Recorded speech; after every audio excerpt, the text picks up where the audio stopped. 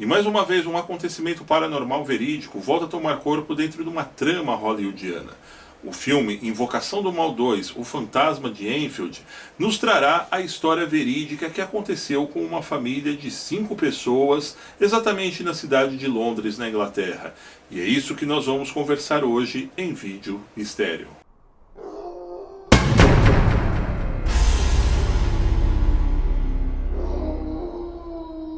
Meus amigos, este sem sombra de dúvida é um dos casos fantasmagóricos mais arrepiantes de toda a história da investigação paranormal.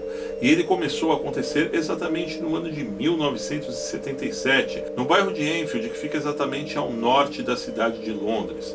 Inclusive eu conheço muito bem essa região, pois eu morei ali do lado, num bairro muito próximo, e desde já começo a adiantar para vocês que é um bairro muito sombrio, de verdade, que possui uma arquitetura bem pitoresca a esse tipo de filme como Invocação do Mal 2. Porém, vamos deixar um pouco de lado a questão do filme, afinal de contas, quem quiser saber mais sobre ele, pode encontrar lá no nosso canal Cine Bobagens e Videotapas, onde inclusive eu já fiz 3 vídeos falando sobre essa produção que é dirigida pelo diretor James Wan. Porém, curiosamente, o caso também foi narrado pelo enigmático casal de demonólogos Lorraine e Ed Warren, os personagens principais deste filme Invocação do Mal. Porém, oficialmente ele foi investigado por Maurice Grosse, um membro da Sociedade Britânica de Paranormalidade. Sim, e é exatamente esse senhor que eu citei ainda há pouco, Maurice, que foi quem realmente tomou a frente do caso. Eu vou explicar o porquê ele demorou quase um ano exatamente para que ele tomasse realmente a frente de todos os trabalhos de estudo que estavam realizados dentro daquela casa, e foi ele que não só mapeou o que estava acontecendo, como começou a orientar a família sobre as diretrizes que teriam que ser tomadas dali em diante. E é muito curioso que durante o vídeo nós vamos perceber inclusive algumas gravações e fotografias que a equipe liderada pelo Maurice conseguiu realizar dentro da casa. São fatos extremamente assustadores, né? Eu já aviso desde já para você que tem estômago fraco, ou você que realmente fica com medo quando vê esse tipo de coisa, que ao decorrer do vídeo nós vamos colocar imagens muito assustadoras, inclusive da Janet, que foi a garotinha de 11 anos que mais foi afetada por esse espectro dentro da casa, onde ela inclusive apresenta manifestações físicas, incorporando aquele espírito que estava ali dentro daquela casa e conversando inclusive com a equipe de paranormais. Porém, para nós começarmos a narrar desde o início, é bom lembrar mais uma vez que tudo começou em 1977, lá no bairro de Enfield, em Londres, na Inglaterra, onde a senhora Peg Harper vivia com seus 4 filhos em uma casa que era alugada. Alguns fenômenos bizarros então tiveram início.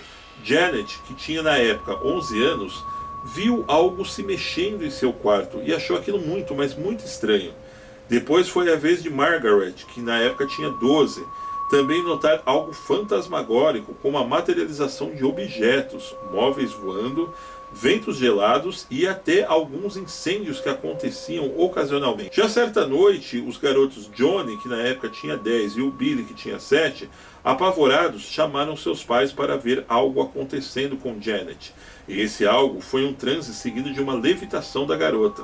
Fato que começou a ocorrer e se repetir em várias e várias vezes. Como eu disse ainda há pouco, a própria voz de Janet também que se alterava em algumas vezes. Bem, pessoal, o que aconteceu exatamente? Porque eu acredito que isso se perdurou durante vários anos. É que logo durante o primeiro período que algumas manifestações aconteceram, a senhorita Peg, que era ali uma chefe de família, inclusive mãe solteira, ela ficou muito receosa em comunicar entidades religiosas, debater o fato com vizinhos ou com outras pessoas, porque ela tinha aquele medo, pois como ela era uma mãe solteira, e a Inglaterra é ainda até hoje um país muito conservador, ela entendo que ela ficou com aquele certo receio de pensarem que ela estava ficando louca, que os filhos estivessem sofrendo de algum tipo de alucinação, e ela começou a ocultar esses fatos daquele melhor estilo: puxa vida, uma hora isso passa, uma hora isso daí vai embora. Porém foi quando a coisa realmente começou a tomar um vulto ainda mais forte.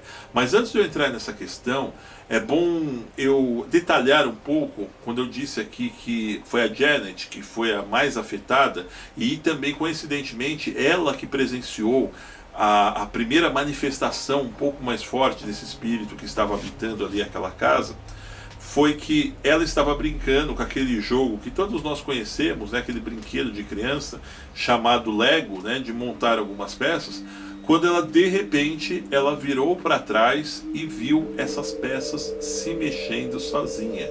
Olha só, você que ainda gosta de brincar de Lego, acho que com certeza agora você não vai virar as costas para o seu brinquedo. Porém, quando isso começou a tomar um pouco mais de força, as outras pessoas, as suas irmãs, elas também começaram a notar coisas muito estranhas acontecendo, né? Começaram a ver que isso não era apenas um fruto da imaginação da pequena Janet. Quando isso começou a aumentar, a própria senhorita Peggy, ela não conseguiu segurar, né, toda aquela ansiedade, não só em querer desvendar, mas como também querer ver o sossego das suas próprias filhas, e acabou comentando isso com um amigo dela, que já tinha ouvido falar ocasionalmente do Sr. Maris, que era na época um profundo estudioso dentro dessa área da paranormalidade, e que inclusive, como eu disse ainda há pouco, fazia parte da sociedade britânica, que era imbuída realmente se aprofundar dentro de casos que aconteciam lá. Inclusive ele tinha muita amizade com os Warren também, né? Ambos trocavam experiências. E foi exatamente quando esses pesquisadores começaram a trabalhar no local, trataram de instalar câmeras de disparo automático pela casa toda, mas principalmente no quarto de Janet, onde acontecia o que eles acreditavam ser uma possessão poltergeist. Bom, e é a partir daí que a coisa começa a tomar um tom, uma dimensão assustadora tremenda. Eu estou começando a passar algumas fotos aí para vocês acompanharem o que essas câmeras elas pegaram de fato, né? E as imagens que mais nos impressionam são essas imagens das levitações da Janet, que inclusive o diretor James Wan ele trata com muita propriedade dentro do filme Invocação do Mal 2. Nós percebemos o quê? Que essas imagens elas foram feitas cruas e na época dentro de rolos de filme. Afinal de contas, se os mais jovens ainda não estão inteirados, nessa época não existia câmera digital, né, com arquivos, né, computadorizados que você descarrega diretamente na máquina, como nós fazemos hoje. A coisa era totalmente feita por rolo, o que não que dificultava, mas deixava com uma complexibilidade ainda mais difícil de ter fraude dentro deste material. Sem contar que outros programas como Photoshop e outros mais eram totalmente inexistentes e até mesmo inimagináveis pelas pessoas que tinham acesso a esse tipo de pesquisa na época. Dentro disso, o caso começou a tomar uma proporção enorme. Os jornais se interessaram pelo caso, muitos dos tabloides sensacionalistas, como o próprio The Sun lá na Inglaterra, inclusive as TVs começaram a margear o bairro, fazer várias matérias, inclusive com a família, e é um desses documentários da BBC, né, ou como nós chamamos aqui no Brasil, a BBC de Londres, que eu consegui algumas imagens aqui mesmo na internet para estar disponibilizando para vocês. Imagens essa que é, por exemplo, essa primeira do Sr. Morrissey, que instalou ali também, além das câmeras, um gravador na época, né, um gravador de som, para que ele tentasse captar algo na casa. E ele conseguiu, de fato, ele conseguiu captar estranhas vozes, como é nos proposto, né, quando ele está falando nesses pequenos trechos aí para a BBC, como estava sendo toda a pesquisa que era feita dentro do território. E não bastasse isso, Janet, que era mais afetada, começou a ter outros tipos de manifestação, ao que nós chamamos aqui no Brasil, por exemplo, de incorporação. Ou seja, o espírito que estava ali dentro da casa começou a querer se comunicar, ter um contato com todos, falando através de Janet.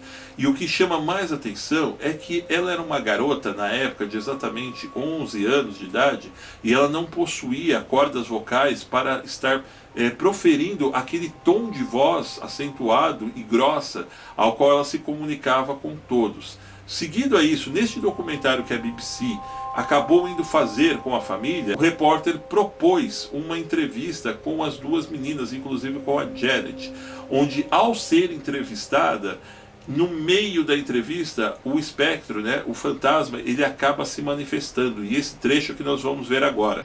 How many voices are there? 600. 600 the voices. I know the joke. How many really are there, Margaret? I think so far we've had 10. 3. s- Yeah. I do. Who's that? What? Who's that, Janet? Pardon? Stuart. God, I think it's hours. Don't you ever get a sore throat, Janet? No. Sure. Yeah. You never get pain in the back of the neck or something? No. Oh, what do you mean? I'm sorry. I'm not with you. Well, Pat's Guy. Perhaps you've got something to say to them. Yeah. I'd like to know how you make this noise without bashing Janet's vocal cords to pieces. If I do it for half a minute, I get a sore throat. Is anybody there? No. Who's there? Doctor. Doctor Who? Bem assustador, não, pessoal? Porém, a garota, ela começa a relatar dentro dessa entrevista para a BBC o que o espírito, na verdade, que estava ali dentro daquela casa queria e o que exatamente ele falava com ela. Ela conta que logo de início ela começou a ver aquelas pequenas manifestações, porém ela diz que tinha flashes muito vagos quando ela começava a levitar dentro da casa, de que ela estava praticamente em outro local, em outra dimensão. Ela não conseguia acordar, é como se ela estivesse dormindo e ela não conseguia acordar realmente. E é isso que nós percebemos nessa cena, por exemplo, aí, que o diretor James Wan, ele consegue explorar dentro do filme Invocação do Mal 2, onde a Janet, ela está ali dentro de um cenário, sozinha, totalmente evacuado. E outro relato que nessa própria entrevista a Janet conta é que ela começou, antes do espírito se manifestar dentro dela e começar a falar através dela, é que ela sentia muitas dores, mas muitas dores no pescoço. Ela até diz nessa entrevista que é como se alguém estivesse tentando enforcar ela, ou alguém estivesse dando algum tipo de soco exatamente nessa parte da nuca dela. Então isso também é outra coisa muito curiosa, né? Outra manifestação que realmente, além de assombrar toda a família, judiou muito da garota. E falando ainda mais sobre o Maurice Grosse, ele era um pesquisador paranormal muito, mas muito conceituado mesmo em todo o mundo. Existem registros que, inclusive, em uma certa época, durante os anos 80, ele chegou a vir estudar alguns fenômenos paranormais no estado de Minas Gerais, aqui mesmo no Brasil. Porém, outro relato também que ele é muito sombrio e ele é muito assustador, foi quando um fotógrafo de alguns desses jornais que estavam registrando o caso, esteve na casa e quando ele foi registrar a imagem de um dos objetos que se movia, segundo as garotas ali, bem próximo à sala de estar, esse objeto foi instintivamente arremessado contra a lente da câmera, inclusive quase chegando a ferir o rosto desse fotógrafo. Curioso é que nenhum tipo de padre exorcista, ou mesmo os estudiosos de paranormalidade, conseguiram dar um jeito na situação. E como nós relatamos aqui, os fatos eles foram se sucedendo por mais de 4 anos, e tentativas como o exorcismo ou mesmo as próprias atividades dos estudiosos não surtiram efeito. E quando foi aproximadamente no ano de 1981 que, segundo os estudiosos, acabou se descobrindo que foi uma espécie de um dos moradores que havia morado dentro daquela casa, e inclusive eventualmente teria sido morto, assassinado, decapitado durante o passar da Segunda Guerra Mundial. Talvez revele aquelas circunstâncias das dores no pescoço que a Janet manifestava antes mesmo de incorporar, estar falando ali com a voz do espírito. Porém, foi nesse mesmo ano de 1981 que os fatos pararam de acontecer, não só com a casa, e sim com a família toda. Foi aí que realmente o pessoal teve aquele sossego e conseguiram começar a viver uma vida aparentemente normal. No ano de 1983 para 1984, essa mesma família se mudou de lá, e até então não se tem mais notícias exatamente qual é hoje o paradeiro das meninas, se elas continuam ou não tendo algum tipo de contato com coisas estranhas, ou mesmo o que fazem da vida hoje, não só elas como sua mãe. E foi com este relato que nós encerramos assim a primeira fase da série Vídeo Mistério aqui no canal Fato Notícias. A partir do mês de fevereiro nós viremos com episódios novos e uma proposta ainda mais remodeladas. Porém, enquanto isso, eu vou deixando a dica para que vocês possam acompanhar os outros vídeos que estão aqui no canal. Nós temos a playlist também que eu vou estar disponibilizando aqui na descrição. E se você ainda não está inscrito também aqui no Fato Notícias, inscreva-se já e continue acompanhando este canal de variedades que nós levamos até vocês. Eu, Luiz Felício, vou ficando por aqui, enviando aquele grande abraço e continuem ligados no Vídeo Mistério.